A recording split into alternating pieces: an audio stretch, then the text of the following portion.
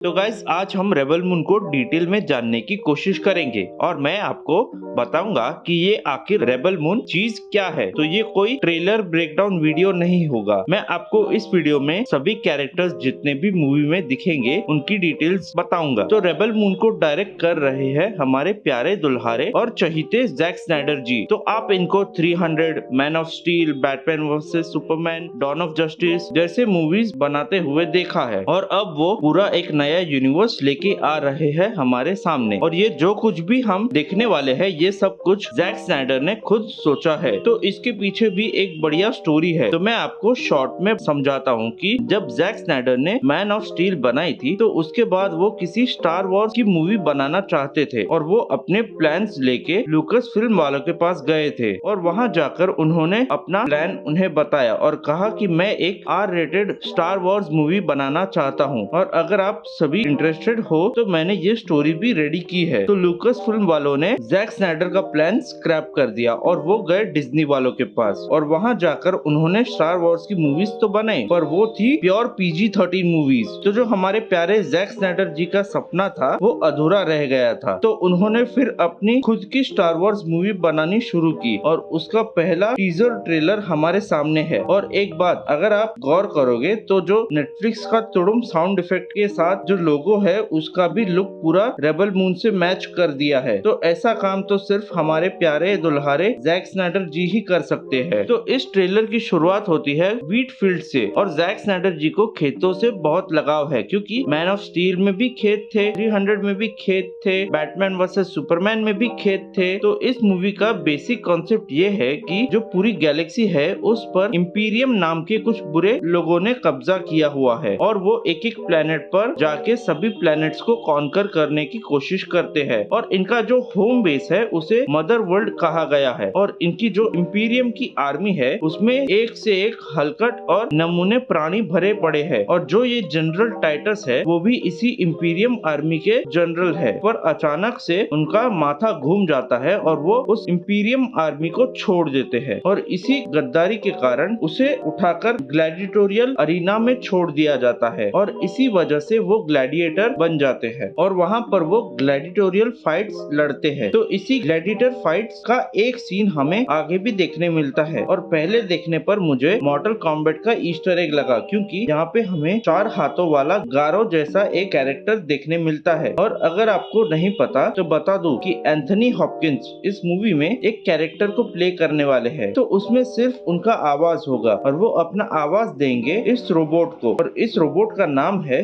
Jimmy और ये उसी इंपीरियम आर्मी के लिए काम करता है। तो बेसिकली इस रोबोट को क्रिएट किया गया था इंपीरियम के किंग को सर्व करने के लिए। पर मुझे इस रोबोट का लुक काफी तगड़ा लगा। तो इस पूरे टीजर ट्रेलर को देखने के बाद मुझे एक बात समझ आई कि इस मूवी का जो कॉन्सेप्ट है वो इस इजा नाम की एक छोटी बच्ची के ऊपर बेस्ड होने वाला है और ऐसा कहा जा रहा है कि वो ही लड़की वॉर को खत्म करेगी। और इस टीजर ट्रेलर को ध्यान से देखा जाए तो इसमें हमें इजा के 2 लुक देखने मिलते हैं, एक काले बालों वाला और एक सफेद बालों वाला। तो आई गेस कि दोनों लड़कियां सेम ही होगी पर पता नहीं कि असल में वो एक ही है या अलग अलग है। और इंपीरियम आर्मी उसे मारने की कोशिश कर रहे हैं पर ये जो कुछ फोर्सेस है वो उसे बचाने की कोशिश करते हैं। फिर हम देखते हैं कोरा को जो कि इस मूवी की मेन प्रोटैगनिस्ट होगी। तो इसकी भी स्टोरी हमें बिट्स एंड पीसेस में बता दी गई है। तो ये भी इंपीरियम फोर्सेस से ही भाग के आई है। तो आगे ट्रेलर में हमें पता चलता है कि वो पहले इंपीरियम आर्मी की ही मेंबर थी। स्टार्टिंग में वो इंपीरियम फोर्सेस को ज्वाइन करती है और फिर वो उनकी ट्रेनिंग पूरी करती है और फिर एक सेरेमनी में उसे सोल्जर की रैंकिंग मिलती है और वो उसे बहुत ज्यादा खुश होती है और सेलिब्रेट करती है और वहीं पे उसे किसी से प्यार भी हो जाता है और दोनों चुम्मा चाटी करने लगते हैं। पर इनका प्यार आगे अच्छे नोट पर एंड नहीं होता है क्योंकि क्रॉस फायर में उसके पार्टनर को गोली लगती है और वो ऑन द स्पॉट मर जाता है और क्लियरली पता चलता है कि उसके डेथ से ये बंदी बिल्कुल भी खुश नहीं है और इन्हीं बातों को लेकर वो खुश नहीं होती है और वो इंपीरियम को छोड़ने का फैसला लेती है और अपना अलग रास्ता पकड़ के निकल पड़ती है और आगे जाकर ये मूवी की मेन प्रोटैगनिस्ट बनती है। और अगर आप इस शॉट को देखोगे तो बहुत बढ़िया लग रहा है क्योंकि अगर आप देखोगे तो पूरा सीन डीसैचुरेटेड है और कोई भी कलर्स नहीं है सिवाय रेड कलर के और तो और स्नो और और एशेस को यूज करके सीन में और जान ऐड करने की कोशिश की है ताकि रेड कलर और भी डिफरेंशिएट करके दिखाई दे। मुझे इस मूवी की सिनेमेटोग्राफी बहुत कूल लग रही है और अगर आप कोरा के इंपीरियम आर्मर को देखोगे तो उसकी इंस्पिरेशन बहुत हद तक वॉर हैमर से लिया हुआ लग रहा है। हाँ, तो ये वही वॉर हैमर है जिसके राइट्स हाल ही में हेनरी कैविल ने परचेज किए हैं। पर इसके बाद हमें बहुत ही बढ़िया सी चीज देखने मिलती है और वो है 8 से 10 पैरों वाली स्पाइडर मॉन्स्टर। तो वो क्रीपी तो लग रही है पर साथ ही में वो उतनी ही कूल भी लग रही है। और अगर आप ध्यान से देखोगे तो आपको दिखेगा कि इस स्पाइडर मॉन्स्टर ने किसी इंसान के बच्चे को पकड़ के रखा है। और अगले शॉट में हम डूना बे की कैरेक्टर नेमेसिस को देखते हैं और उसके जो वेपन्स है वो काफी बढ़िया और इंटरेस्टिंग है। पहले तो मुझे लगा कि ये लाइट सेबर यहाँ क्या कर रहे हैं, पर जब उसे मैंने ध्यान से देखा तो पता चला कि ये तो लाइट सेबर से भी ऊपर की चीज है। तो अगर आप इस सीन को ध्यान से देखोगे तो आपको पता चलेगा कि ये एनर्जी ब्लेड है और उन्हें ये एनर्जी उनके गॉन्टलेट से मिल रही है। और ये जो प्लेनेट है उसे डगर कहा जाता है। ये बेसिकली एक कोबाल्ट माइनिंग टाउन है और कोबाल्ट इंपीरियम के लिए एक इम्पोर्टेंट मिनरल है इस यूनिवर्स में। तो ये जो नेमेसिस है वो इस पूरे प्लेनेट को प्रोटेक्ट करने का काम करती है, यानी कि इस प्लेनेट पे जितना भी अन्याय हो रहा है उसे प्रोटेक्ट करने की कोशिश करती है। फिर हमें चार्ली हनम के कैरेक्टर का फर्स्ट लुक देखने मिलता है और इनका इस मूवी में नाम है काई और ये हमारी प्रोटैगनिस्ट कोरा का साथ देगा एक पायलट बनके। और ऐसा लग रहा है कि मूवी पूरी एक्शन पैक्ड होगी। फिर हम एक तगड़े बॉडी शॉडी बनाए हुए एक कैरेक्टर को देखते हैं और उनका नाम है तारक। तो इसी तारक का रोल प्ले करते हैं स्टैज नायर और इसकी स्टोरी कुछ ऐसी होगी कि ये